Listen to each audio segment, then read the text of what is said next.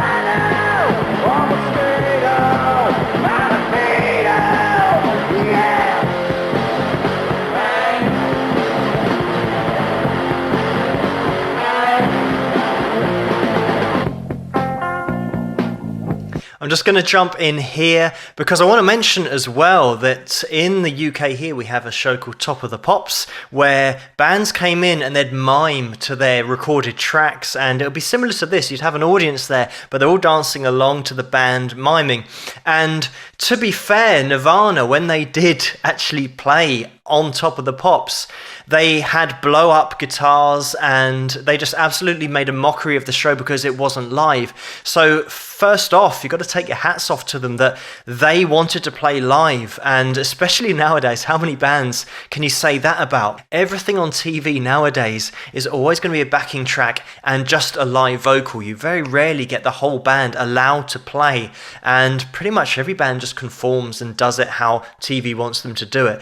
Dave Grohl here is doing so well because in about 47 seconds, I think it is, rewind it, have a little look, but he absolutely nails his crash on the right hand side and it just collapses. Another thing is that Kurt Cobain's going for it vocally here. He's leaning into that sound, and this is all chest voice. It's right upper chest voice. You can hear him belting it out. This isn't flipping up into a light head voice to save the vocal cords. He is really going for it. And what you'll find sometimes is that when you have this style of singing, after a while it can take its toll and affect the range, but here is absolutely on it, just absolutely blasting out this vocal. But let's listen to a little bit more of the track.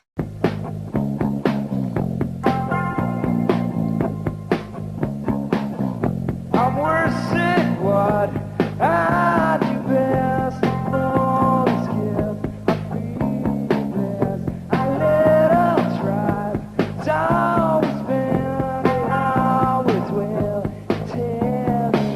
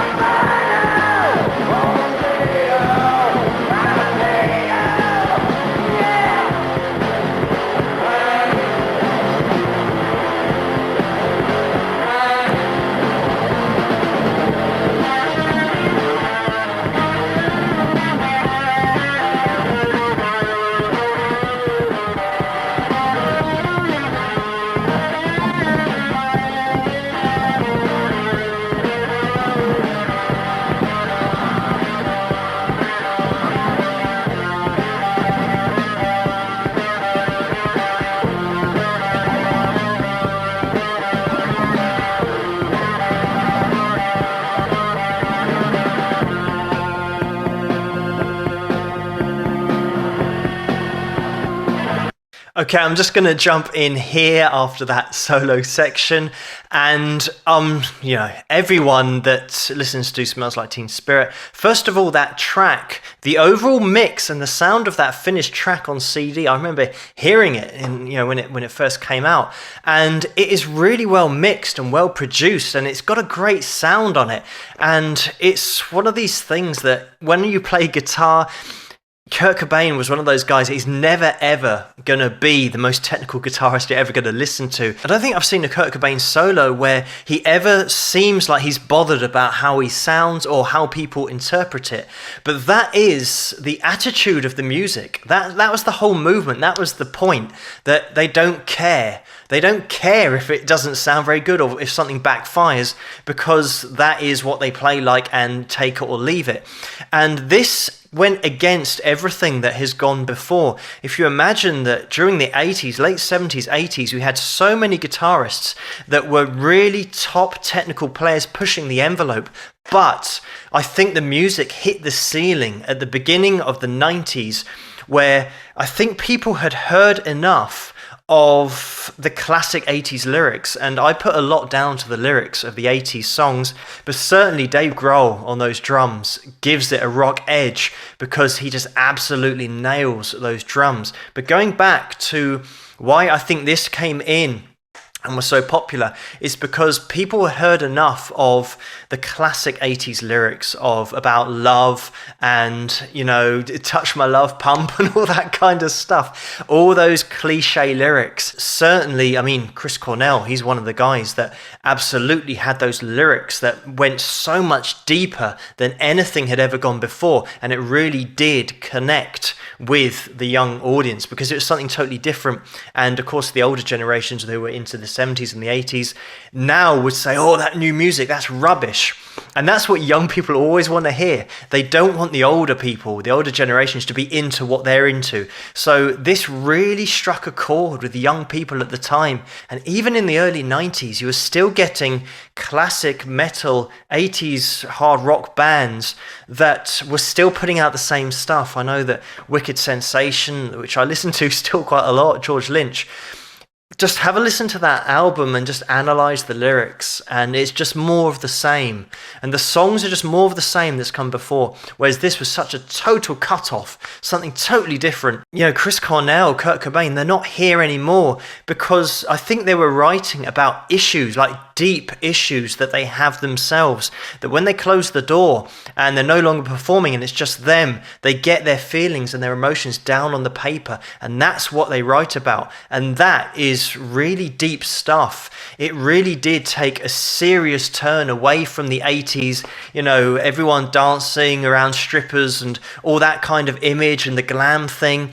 It couldn't get more removed from the message that the grunge sound was putting out there lyrically. Playing grunge on guitar, just power chords, and it wasn't something that was totally inaccessible, which I think to a lot of players that would pick up the guitar, they might whip on some, Malmsteen or something, and they go, well, how am I ever going to play that? So they lose interest straight away. Whereas Nirvana, power chords, you could start thrashing this out in your garage, and it's something that you could connect to and something that you and your mates could play straight away. So it made it accessible like that as well. Obviously, there's a difference to picking it up and making it sound good, but at least the chord progressions and even the solo to a certain extent, you don't have to have been playing for years and years and years and years in order to get down the technicalities of it. It's pretty accessible. So again, it's another thing that would really connect with the young audience, that they can actually access this music and play it pretty much straight away. Another thing that we can't overlook is the quality of the sound on the record, on the CD. Have a little listen to Nevermind as an album. Listen to the production.